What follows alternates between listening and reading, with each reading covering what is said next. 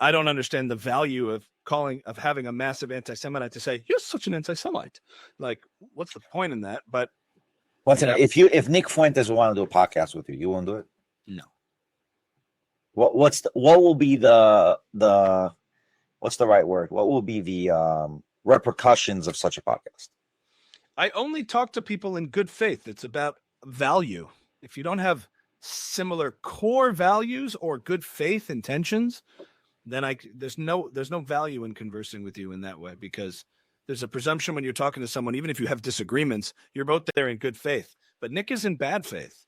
Nick has bad intentions. What do you think his intentions is? What is his motives? Let's say you're going to have a podcast with him. What motive can he have? To appear mainstream and reasonable while having actual much more nefarious intentions. That's what he's been doing. He presents a different face when he goes on more mainstream podcasts to mainstream himself and his movement, while he holds very nefarious views. Anti-Semitism whole. Well, his point is to become mainstream and make anti-Semitism mainstream. Absolutely. He says it himself. Watch his personal live Rumble streams versus his podcast appearances. Coleman Hughes did a whole piece on this, which dissects it perfectly. He's not a good faith actor. He has nefarious intentions. And so I don't think you should grant the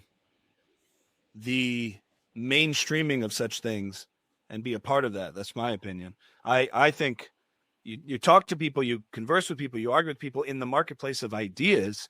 But if somebody's has behavioral issues and problems with their conduct and bad intentions, then you could challenge them. I'm not saying it's in principle, but I don't see the value in that unless it was going to be purely combative and pushing back. But again, I don't know. He doesn't have good intentions. So him being all chummy on these podcasts, I think, is very destructive, because people say, hey, he doesn't seem like such a bad guy. And that's how you incrementally move the Overton window to anti-Semitism becoming fully mainstream.